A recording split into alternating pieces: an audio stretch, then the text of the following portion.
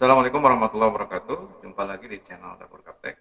Kita akan mulai membahas bagaimana menggunakan Google Site dalam pendidikan di sekolah, baik itu untuk pembelajaran, portofolio tugas, dan lain-lain. Simak terus videonya sampai akhir.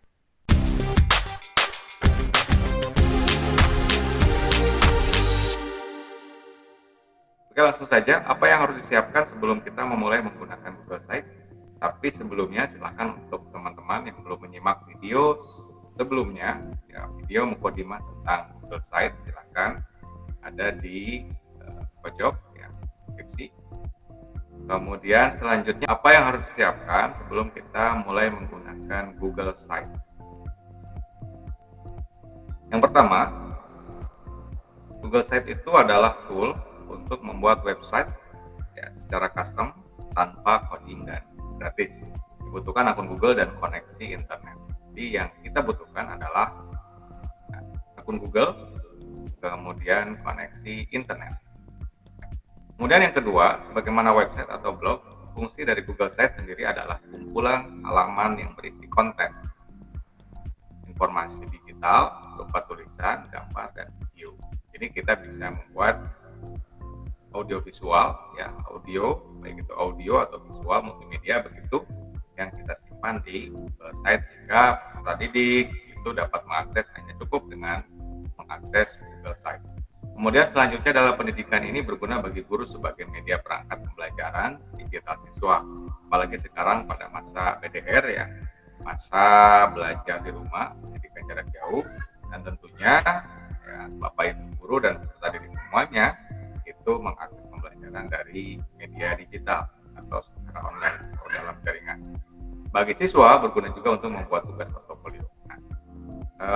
Bisa juga tugas berbasis project, begitu membuat satu makalah portofolio yang berbentuk blog ataupun website.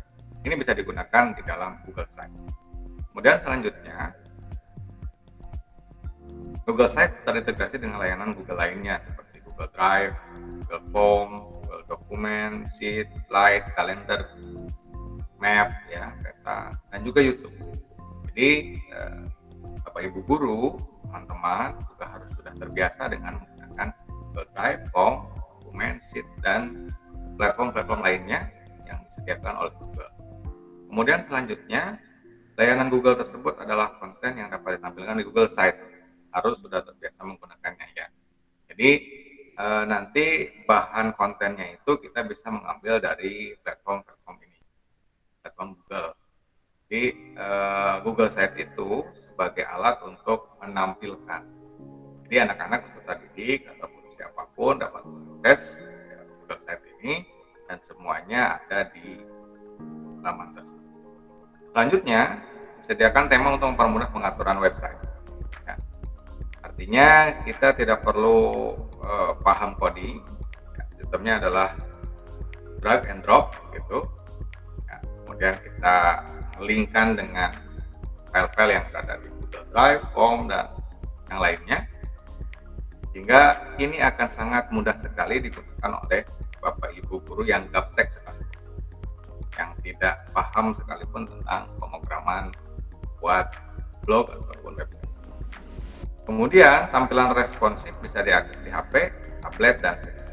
Tampilannya memang dibuat secara responsif, artinya menyesuaikan dengan ukuran, baik itu ketika diakses di handphone ataupun di PC atau laptop ataupun di tablet. Jadi ini akan sangat memudahkan bagi peserta didik tanpa harus kehilangan nilai-nilai yang memang substansi yang ingin disampaikan atau disampaikan kepada.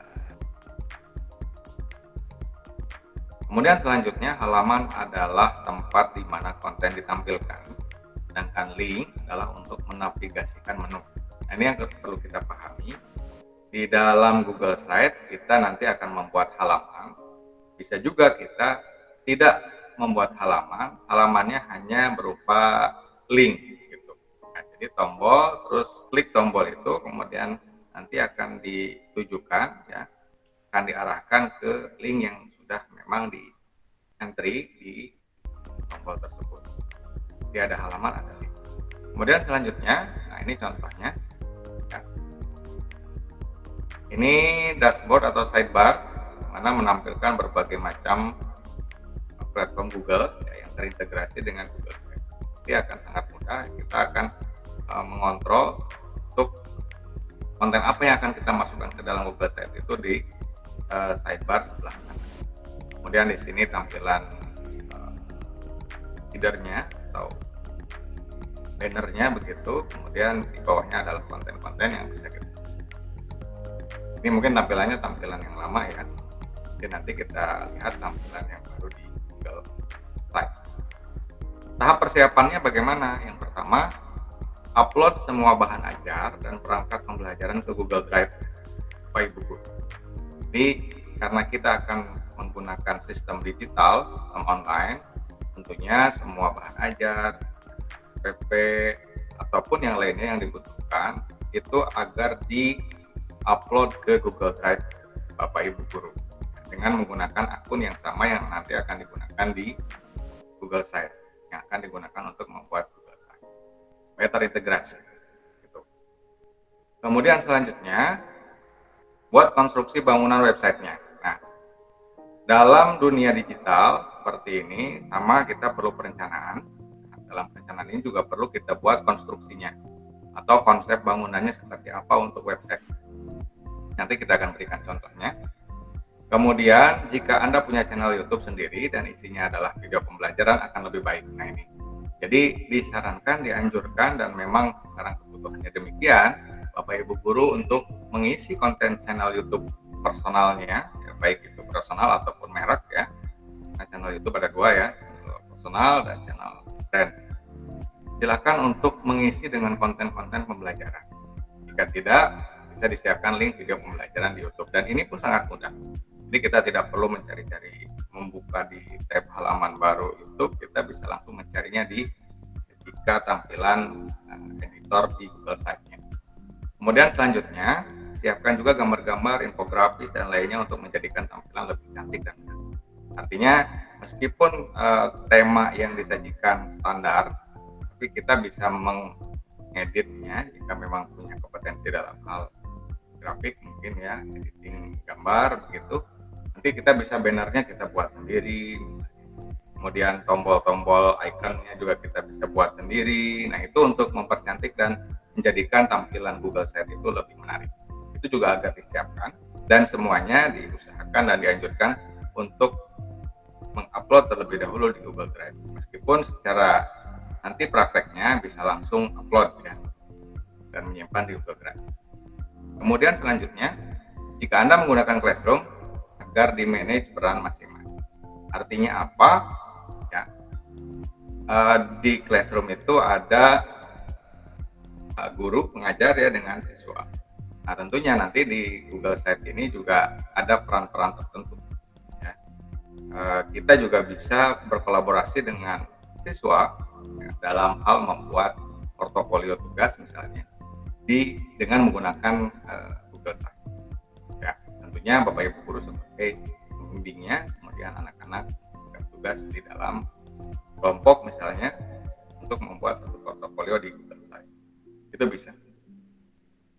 Kemudian selanjutnya, nah ini contoh konstruksi atau menu websitenya, biar ada gambaran. Jadi yang halaman yang harus kita buat itu adalah yang pertama beranda. Ya. Beranda itu home, sama halnya seperti website. Begitu. Beranda tampilan awal home. Ini fungsinya apa? Ini menampilkan tampilan awal site kita atau website kita, blog kita. Silakan dibuat seinformatif mungkin dan sebagai pesan pertama untuk bisa memberikan pengalaman gitu. Pengalaman kepada user ataupun peserta didik yang mengakses website pembelajaran. Kemudian yang kedua, profil. Ini juga perlu disajikan profil tentang informasi biografi pengajar. Silakan Bapak Ibu Guru di sana mencantumkan CV-nya, ya, kurikulum vitae-nya, kemudian kompetensinya mengajar pelajaran apa, ditambahkan foto, ya, riwayat, kontak dan lain-lain. Silakan ini untuk diisikan, ya.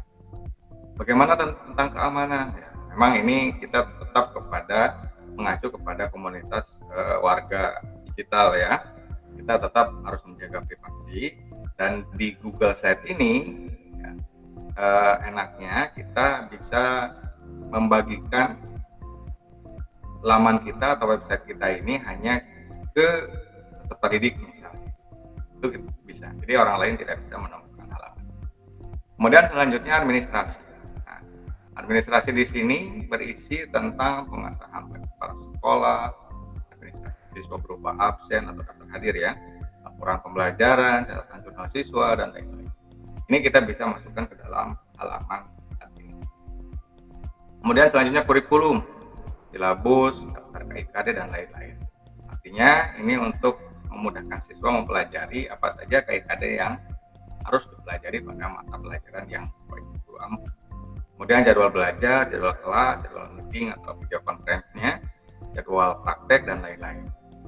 Kemudian materi belajar bisa dibuatkan submenu baik berdasarkan judul materi atau rencana urutan pertemuan. Artinya di bawah nanti materi belajar ini ada submenu. Misalnya submenu KD 1 apa, KD 2 apa, atau bisa juga pertemuan 1, pertemuan kedua, pertemuan ketiga. Gitu. Jadi untuk memudahkan siswa untuk tracking pembelajarannya begitu ya. Untuk mengikuti panduan urutan pembelajaran yang memang Bapak Ibu guru sajikan. Kemudian selanjutnya materi belajar sudah, kemudian tugas. Link yang ditujukan ke laman tugas yang sudah dibuat di Classroom. Nah, di Classroom juga kita bisa posting jadi berupa link ya. Kita simpan link tugasnya itu di Google Site. Jadi nanti siswa akan mengerjakannya itu tetap di Classroom. Cuman Google Site ini fungsinya untuk pintu begitulah. Supaya peserta didik tidak bingung dan semuanya mengakses di laman Google Site ini.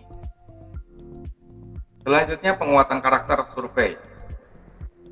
Ya, jika diperlukan ini karena memang kita ada konten penilaian ataupun pendidikan atau penguatan begitu, penguatan karakternya, silakan untuk diisi dengan formulir, survei, kuesioner atau tugas lainnya yang bersifat di luar materi pelajaran jika dibutuhkan. Seperti itu. Ini sekedar contoh saja model konstruksinya. Karena untuk mempermudah nanti biar tidak bingung, jadi kita buatkan semacam contoh konstruksi atau menu website. Silakan tergantung Bapak Ibu guru mau meniru ya seperti ini atau membuat atau menyesuaikan sendiri, silakan.